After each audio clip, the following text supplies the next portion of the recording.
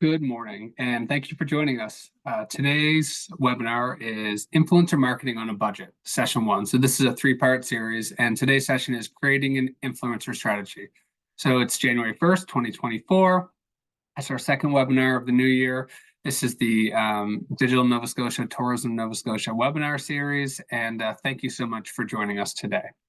Now, throughout the webinar, we may talk about different software or different things you should check out, and that's great. We'll share the link after the fact, so you don't have to go searching throughout the webinar. It's best if you can ask questions and pay attention throughout, and then after the fact, we'll share any relevant information. This will also be available to rewatch or share with a colleague within 24 hours. This and all other webinars we've ever completed are on our website and as well as Digiport. So hopefully you find today valuable. If we go over an hour, that's fine. If you have to go out or have an appointment, another meeting, you can come back and catch the end of it. Now, I do hope that you joined us today through Digiport. And Digiport is a partnership between Tourism Nova Scotia and Digital Nova Scotia. It's provides a one-stop shop of interactive services and educational opportunities that helps tourism businesses develop digital marketing skills, access professional development support, and improve your online marketing presence. So NS Digiport is where you go to sign up for that. I really hope that you sign up or have already been a member. A lot of valuable resources. It's the only offer of its kind for tourism businesses in Canada. So please check it out. I also would now like to welcome Ingrid Deon, founder of WordCraft, to take over the screen. Ingrid is the founder and CEO of WordCraft, based out of Yarmouth. They're a social media marketing agency. We've had her here many times. She's a wonderful presenter, has so much relevant information presented in such a practical way. Ingrid's specialty is organic social media strategy, and we are just so delighted to have her here today. Today, again, is part one and of a three-part series. So take it away, Ingrid. Thank you so much for joining us today. Thank you. Thanks, Nick, and the Tourism Nova Scotia team for having me, as well as Digital Nova Scotia. I'm excited to be starting this three-part series on influencer marketing on a budget. Because I know a lot of tourism operators don't have a ton of budget and would love to work with influencers. So we're going to talk about how to do that. This is, like Nick mentioned, this is the first part of a three-part series. So we're really going to be talking about how to narrow in and find the right influencers for your company or organization. And then in the next 2 weeks, in the future sessions, we'll be talking about engaging with those influencers and then collaborating with them. So we'll go through the whole workflow of how we're going to do that. But yeah, first we're just going to really talk about how to find the right influencers for your brand. So we will dive right into it. And I think I always say this, but if anyone has any questions, don't wait for the end. Just pop them in the chat or in the Q&A anytime, and I'll keep my eye on it. If I don't see it, Nick will jump in and let me know, because it's better for me to just answer the question when it comes to your mind instead of you trying to hang on to it and wait for the end. All right. So the first thing is why would you even want to do influencer marketing? And if you're here, you probably have an idea of why you would want to do some influencer marketing. But I will take you through some of the reasons why. And I also wanted to take the time to tell you that Tourism Nova Scotia also has a really great resource. It is a very fulsome document called How to Work with Travel Media Toolkit.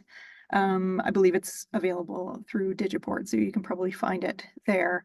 I would think that Tourism Nova Scotia can probably send it out. Oh, and the link is right there in the chat. Thank you, Sunny. That's amazing. You're well prepared for that. So yeah, it's a great resource. It has tons of information. A lot of the working with influencers and working with the media can be out of date pretty quickly. So there's a few things that I noticed in the document that maybe could be updated slightly, but overall, it's a really great resource that talks about how to work with not only influencers, but also the general media. So when you get like inquiries from newspapers, radio, how to engage travel bloggers and all of that stuff. So really great document. But let's go back to why you would want to work with influencers. One of the main reasons would be to reach new audiences and increase awareness. If you're posting on your own social media accounts, you are reaching your core audience of people who already know about your business or your organization. And it's really hard organically to reach new audiences unless a lot of people are sharing your content on their own profiles, especially if you post something that is super interesting and people say, oh, that's something that I didn't know and I want to share it. But a lot of the time you're speaking to folks who already know about your business or your organization. So working with influencers is a great way to tap into a new audience. The influencers a lot of them have really big followings. And so if they're talking about you, then you're reaching these brand new people who have never heard about you. So it's a really great way of reaching new audiences and increasing awareness about your company or organization. Number two, influencers have loyal followings. A lot of people are looking for what they're recommending. That's the reason that they're influencers. They're influencing how people spend their money and what people do. So they have loyal followings who are waiting for the next post to find out what that influencer is up to, where they're going, what experiences they're experiencing, what tours they're going on, which restaurants they're visiting, which hotels they're staying at, which museums they're touring, all of those things. So when their following sees that they're in a new place, they're visiting Nova Scotia, they're having fun, they're doing all these cool things, it's a great way to really tap into their audience and their loyal following. Last week, if you were here for the webinar, I talked about user-generated content, or UGC. So working with influencers is also another way of getting some user-generated content. So like I mentioned last week, you can post about your own organization or company and you can toot your own horn, but people might not take it as seriously as if someone else is talking about your organization or your brand.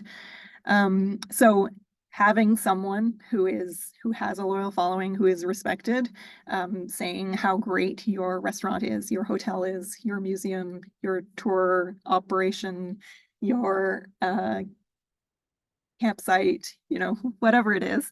Someone who says that this is a great place to visit it's like a second opinion that people can trust, to know that it's not just you tooting your own horn, someone else is tooting your horn for you. So it's a great way of getting some social proof. Just like ratings and reviews. Reviews are really great for getting some social proof, but influencers are also great for that as well. They will also create some unique content that you may be able to reuse and repurpose depending on what agreement you have. And we'll get into that later in later sessions, just how to make an agreement and who owns what and all of that stuff. So stay tuned in the coming weeks. But if they're creating content, whether that's videos and photos or writing articles, it is potentially, depending on your agreement, content that you can use on your social media accounts, your own social media accounts, that you can use on your website, that you can use in your printed material, that you can use on third-party sites like, Google My Business or TripAdvisor or something. So really great content that you didn't have to produce. Someone else produced for you. That's amazing. And then you can use it for many different ways, in many different ways. It's really nice if you work with a photographer who is maybe a bit of an influencer. They have a nice, pretty big following. They take a bunch of photos for you that you've either paid for or exchanged something for, and then you have all of that content that you can then use on your own social media posts. And number 5, they'll often exchange content for an experience or a freebie. A caveat there are a lot of influencers that this is their job. They make a living being an influencer. So a lot of the bigger influencers will usually want some kind of monetary payment. But a lot of smaller influencers, and we'll talk about the different levels soon, will often exchange some content for a free experience of some kind, whether that's a free meal or a free stay at your establishment or a free tour or something. It's a great way of getting some content without having to spend money. The barter system is lovely, and a lot of folks will exchange something. Not just influencers. A lot of folks in many different sectors will do a little exchange. All right, so I told you we would talk about how to find the right influencers, narrow in and find them for your organization. So the first thing I would recommend is to think about which platform you want to use. And hopefully you have an idea of what your target audience really likes as a social media platform.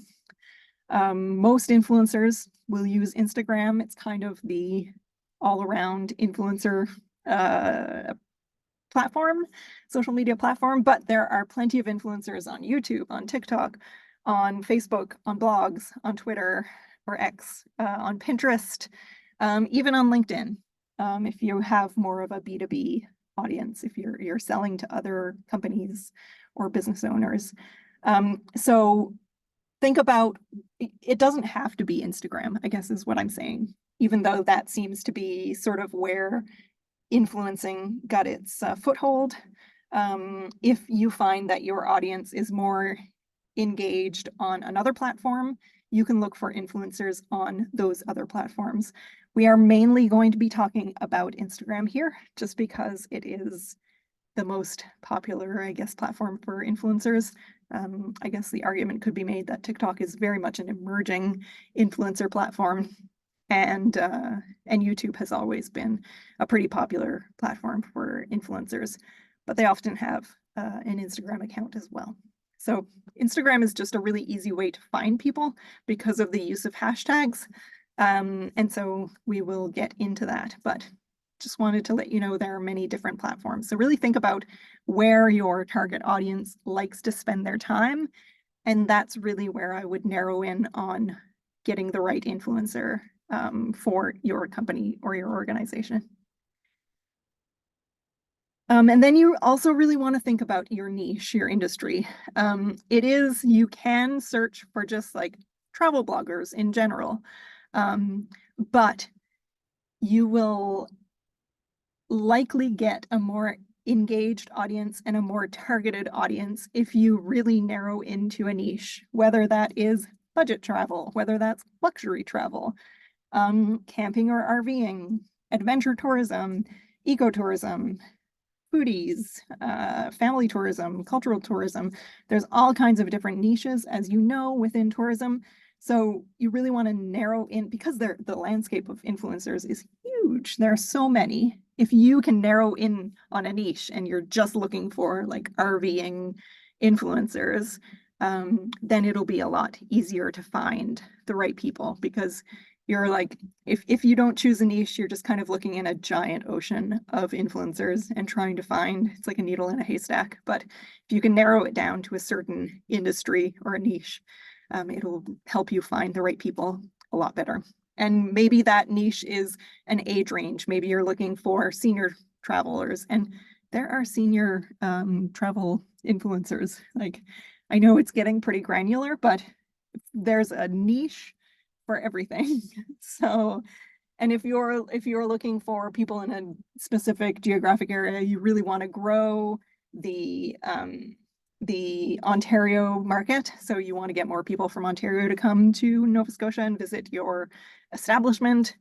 Maybe you're really targeting influencers in Ontario or in another province or in another country, whatever it is, the more specific you can get about who you want as your target audience or your target customers, if you can reflect that in your influencer, it'll help you get the right people. Because if you're a luxury travel accommodation and you're using an influencer who usually talks about budget travel, their audience is not necessarily going to be encouraged to come and visit your luxury accommodation. So you really want to make sure that the influencer reflects your target audience and your niche and the target industry, and all of that. So hopefully that makes sense. I'm just going to share my phone so I can show you how to look for different niches. And this may take a second, but I'm hoping it's not too, we tried it earlier and it worked. So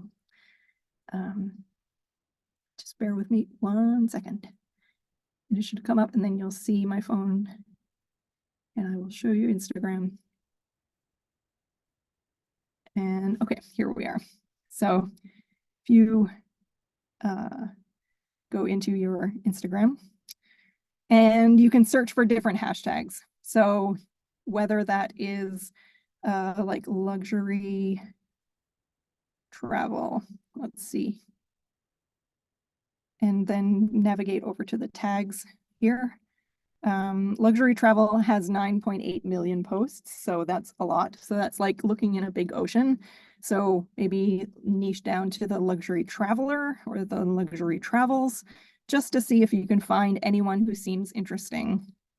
So if you click on the hashtag, then you'll see like all of the posts that have luxury travel as a hashtag. They may be in the completely wrong country. So it's still a little bit of searching in an ocean. But that is one way of finding niches. Another way is to use one of my favorite hashtags, which is Visit Nova Scotia right here. Then you'll be able to see people who have visited Nova Scotia before. They may be influencers. They obviously take beautiful photos because if you scroll through here, there's so many gorgeous photos. But you can click on one, it's a post here. This is a pretty well-known influencer who is in Nova Scotia. This might be one that you target. So this is how you start looking, and then you look through their content. Are they posting content that's like relevant to your type of industry? There's a lot of outdoor stuff here. Looks like they like some cultural tourism too. It looks like they like a lot of, I would say maybe ecotourism, adventure travel. So this is how you start to try to find the right kind of influencer. Here's a nice picture of a beach. It says that it's good old Adam Cornick who took the photo. And so you can look through he does a lot of adventure travel, ecotourism kind of stuff. So that might be a certain influencer that you want to work with. But yeah, just start searching different hashtags. You can search things like travel bloggers. Again, this is kind of more of the ocean of potential influencers rather than getting really niche. Family travel Canada. Then you can find maybe some families who have traveled to Canada and what kind of content are they creating, if you're really looking for the more of a family influencer. So that's how you start to find the right kinds of influencers. So I'm going to stop for a second and then share my other screen again, which is going to be a lot quicker than pairing my phone. All right, so we've talked about trying to find the right niche, the right kind of influencer. Now, okay, I mentioned there are different levels of influencers. So this is what we call, when we're talking about nano influencers, we're talking about 10,000 followers or fewer. When we're talking about mega influencers, we're talking about 1 million followers or more.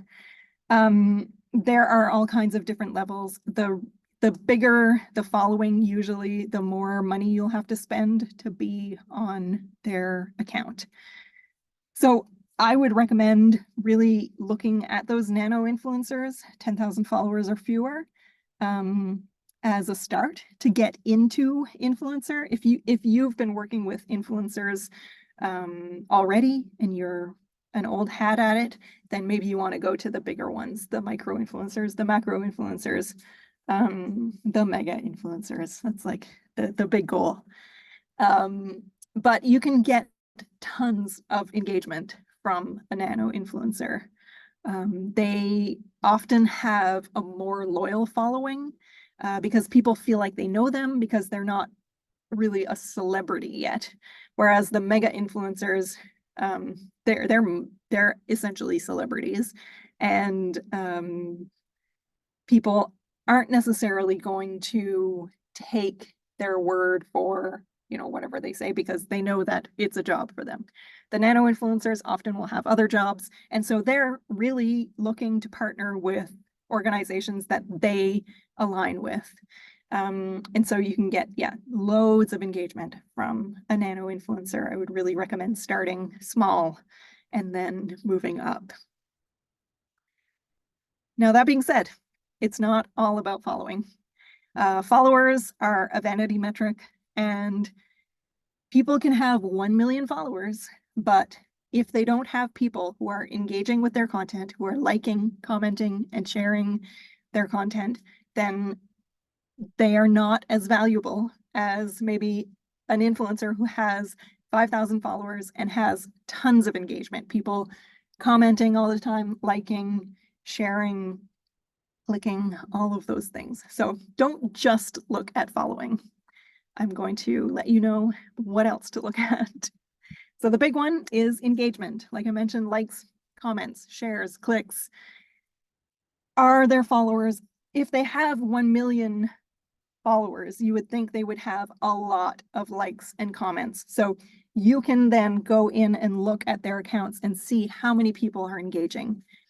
If they don't have a lot of engagement, then I would think twice about working with them. Also, the quality of the content. You want to make sure it matches, it's aligned with your brand, your company. Does it look like the right fit? Are they posting similar things? Like I mentioned, are they in the right niche? Are they in the right industry? Are they posting, if they're posting ecotourism content and you're an ecotourism tour operator or experience provider, then that's a match. But you want to make sure it matches. Are you always posting really high quality photos and videos, but your influencer is maybe posting a little bit rougher videos, which is fine. A lot of people like the sort of less polished content, but you want to make sure it matches. And then authenticity. So like I mentioned, sometimes things that are less polished come off as a little bit more authentic. So you want to, you know, maybe look at how authentic does it look? Or do these people look like real, relatable people, or do they seem like celebrities that no one could ever relate to? And make sure that that aligns with your company, with your values. And then you want to look at their follower makeup. So are their followers matching the target audience that you want to hit? And is it the right age? Is it the right gender, sex? Is it the right location? Is it the right income bracket? Do they have the right values?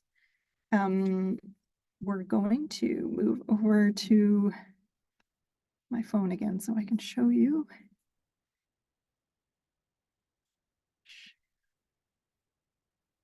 And it's going to take a second again, but yeah, so you're really looking, we're going to look at, and I don't want to pick on anyone, I really hesitated to mention any influencers in particular, but we're just going to dive in and look at a random influencer and see if, and see what kind of following they have.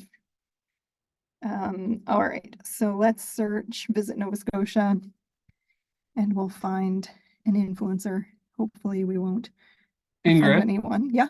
sorry, just a quick question. This one seems relevant. So this is from Ashley, and she said, how do you know if people are liking their content? How do you know what their follower makeup?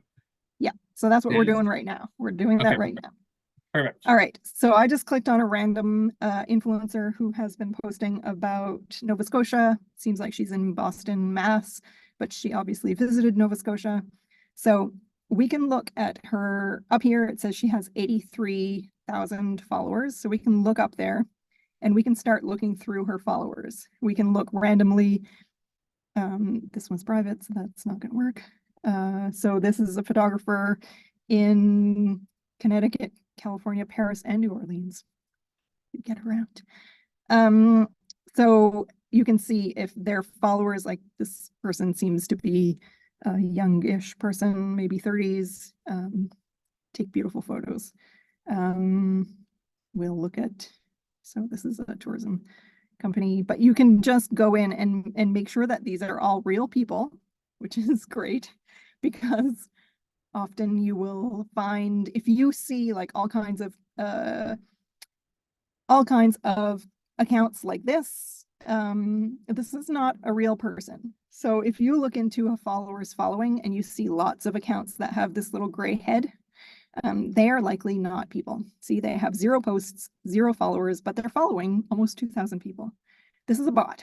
So you want to look for influencers who have very few of those, because that means that they've probably purchased followers. So this is the same thing. This is probably a bot, and this one's probably a bot. So they do have some bots, but a lot of them do look like real people, and they seem to be, you know, youngish 20s, 30s type people, and they seem to be mostly in the US.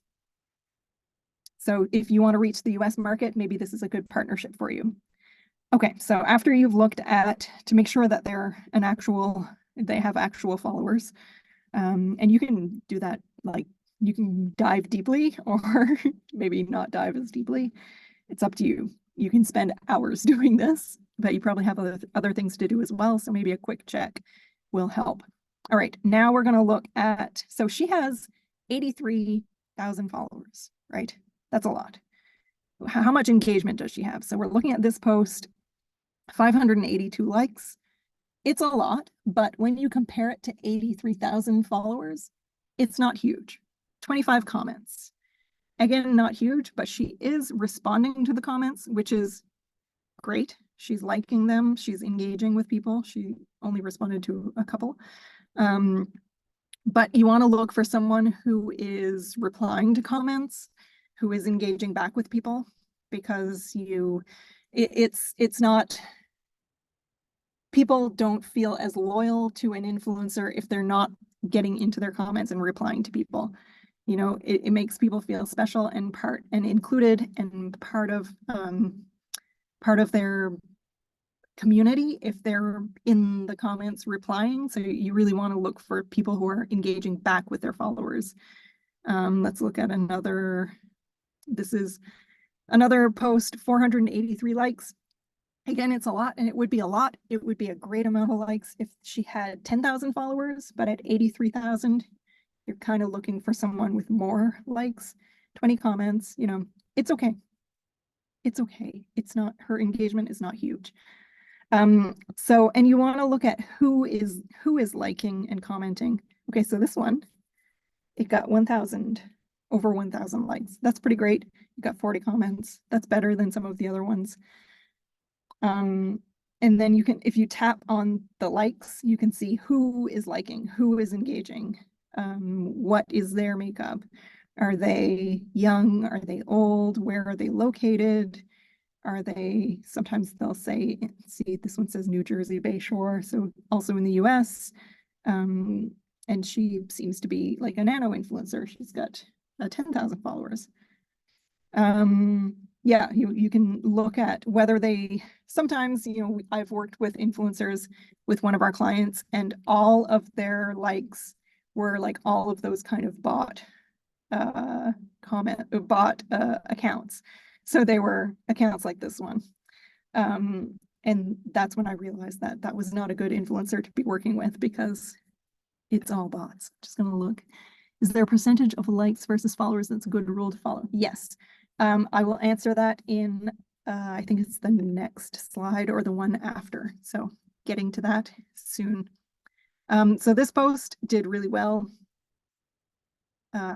20,000. This is a great amount of likes for her following, and lots of comments. So this is a great account. This is a great post. This one, not so great because only 300 likes. So you want to look at a bunch of different posts and see what kind of engagement they're getting and take an average. So I'm going to share my presentation again. And I apologize for the hinkiness of this, but here we are back at the presentation. So since I'm going to go to the next slide since it was just asked, but to calculate the engagement rate, you choose at least 10 posts. This is what I would do. Choose at least 10 posts, recent ones, especially posts that they have done that looks like a post that maybe was a sponsored post or a collaboration post that they've done with someone in the tourism industry, with a tourism organization. Add up all the likes, add up all the comments. You can't see the shares on Instagram, so you can't add those up, but you can add up all the likes and add up all the comments, divide it by the number of followers that they have, multiply it by 100 to get the engagement rate. So add up all the likes, add up all the comments. That's one number. Divide that by the number of followers. So that's the 83,000 that the influencer that we were just looking at. Multiply it by 100 to get the engagement rate. Above 3% is fantastic. I would say anything under 1% is not good. So you'll find that a lot of the nano influencers that have fewer followers will have a lot better, a nice higher engagement rate than the really big influencers, because they have so many followers. When you're dividing the likes and comments by the number of followers, it'll give you a much smaller number because they have a lot of followers. So nano influencers will often have a much better engagement rate. And that's why I'm recommending to start with some of those nano influencers. Not only is it a great place to start because they're not really celebrities yet, but their engagement rate is often much better. So you get a lot of bang for your buck. So if we were to go back to, I'm not going to share my phone again because it's a little bit hinky, but if we were to add up on that really successful post that had 20,576 likes and 289 comments, let's just do a quick math for that. 2576 plus 289 divided by 83,100 times 100. That one had a 25% engagement rate. That's phenomenal. But then if we look at one of the other posts that had 300 likes, and we divide, sorry, you can't see my calculator. 300 divided by 83,100 times 100 is a 0.36 engagement rate. So that one's bad. So if you can look at 10 of their most recent sponsored or collab posts, and then do the math, find out the engagement rate, take an average, and really aim for an influencer who has an average engagement rate above 3%, and maybe take a pass on the influencers who are below 1%. That's a bit of a guideline. So hopefully that helped.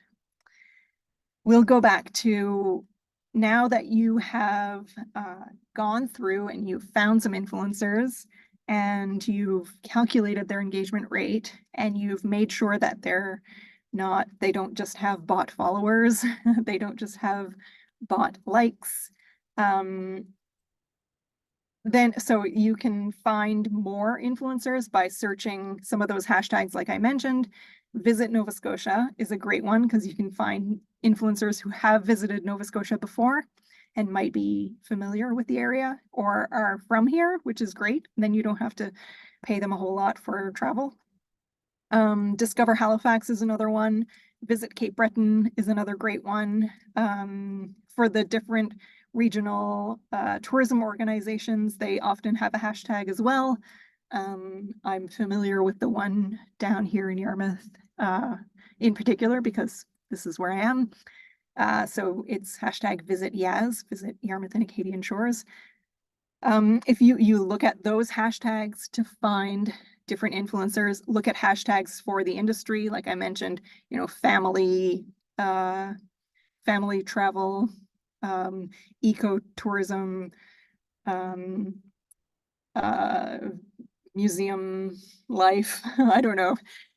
You can search different hashtags to find the right people. Look at who your competitors have worked with. Look at different other tourism organizations, other tourism operators in Nova Scotia or in other provinces. Look at who they've worked with. You might see some posts on their feed that feature certain influencers. Those people might be amenable to working with you as well. So look at your competitors, look at who Visit Nova Scotia has featured. If you go on at Visit Nova Scotia on Instagram, a lot of their photos will have in the caption, they will say who took the photo. So you can look at who they've worked with before. That's another great way of finding potential influencers. Like I mentioned, the regional tourism organizations. And also look at who influencers are following. A lot of them know each other. They're in a little community of their own. So if you look at who they're following, you might be able to find some other influencers who are similar, who are in the same niche, who post about similar experiences, who post about similar destinations. And you can also look at the influencers' likes to find other influencers in their industry. So you make a list of potential influencers, and that is essentially how we go to find them. And then in the next weeks, we'll talk about how to then engage them and how to work with them. So I would love to take some questions if folks have questions on how we're finding influencers. I hope it was all clear. I don't know if there are any outstanding. The percentage I answered live. Let's see. Oh, yeah. So now is a great opportunity to ask any questions. If you have anything that you'd like to explore a little bit. Also, this is a great time to highlight the fact that Ingrid is available to be booked under the one-on-one sessions on Digiport. So that is do you know how long the sessions are for, Ingrid? I don't. I think it's an hour. Yeah, Sure. I was gonna say, I always think it's an hour and a half. We'll say an hour. It's no cost to you. Ingrid is reimbursed, so don't worry. Ingrid is, it's valuable for everyone involved, but I really think that it's an opportunity to explore some of these questions you may have. You may not feel that we can cover it today. I don't see any questions popping up, Ingrid, so I think I will take back over unless you have anything else to add. Yeah, I was just going to add that if people have questions about their specific organization or company or industry, then we can always chat about how to find influencers in that specific industry. I know I didn't look too much at different industries, just kind of quickly glossed over, family tourism and ecotourism. But yeah, we could definitely go over how to start making a list for influencers in your particular niche. And I see there's another comment. Oh yeah, so Jennifer just says, especially with influencers found through Visit Nova Scotia hashtag, the TNS media development team can give advice on influencers that may be suitable for business. That's a really great tip. Oh, Pam. And Pam, yeah, says, I find it's valuable to look at the quality of the writing and photography in addition to quantity. Absolutely. Yeah, you want to make sure that the quality aligns with your brand.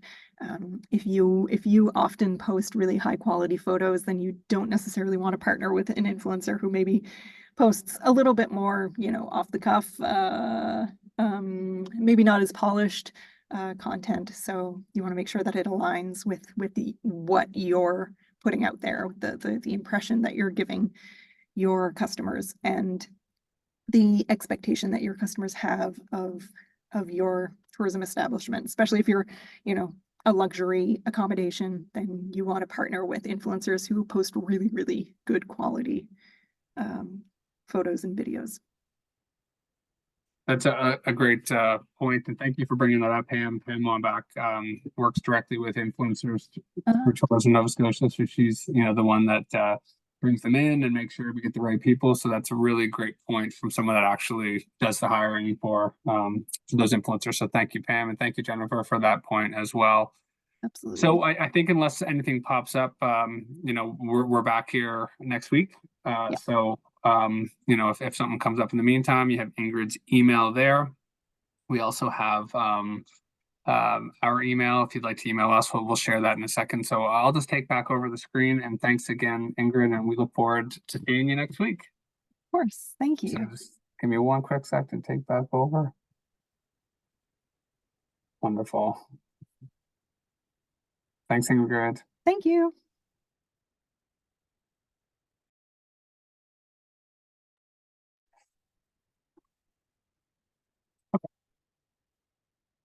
So as I just mentioned, session 2 and 3 are going to be happening on Thursday, January 18th and 25th. So it's every Thursday at 10. They'll be there, and we try to have our webinars on the first Thursday of the month. And our next webinar will be presented by John Cody and Colin Alexander from Trailblaze AI, and it's Chat GPT 101. So we have a lot of AI-based webinars coming up, and we've been kind of mulling it over internally, and I think that it's such a relevant topic that can really influence businesses. So the more the merrier. I think that the more content we can bring to you around Chat GPT and AI, and you utilize that tool in your business and not be kind of scared by it, but kind of harness it. So that's exciting. Those webinars are coming up. If you'd like to check out any previous webinars, they're in the right side of your screen right there. Stay connected with us. I mean, we love to hear from industry to let us know what we can do differently. If you have any ideas for webinars, we have built webinars based on feedback we've received. tnsbusiness@novascotia.ca is where you can email us there, or you can just send me an email at nick.fry@novascotia.ca. Our corporate website is tourismns.ca. Our consumer website, where our call to action is on all of our marketing, is novascotia.com. If we have any programs, webinars, anything relevant that we feel is important to industry, we'll share it out in our news and resources within our website, but also in a newsletter. If you're not signed up for it, please do so at the link there. We are found on Twitter or X at TourismNS, and you can find us on LinkedIn at Tourism Nova Scotia. Thank you all for joining us today, and I hope you have a great day.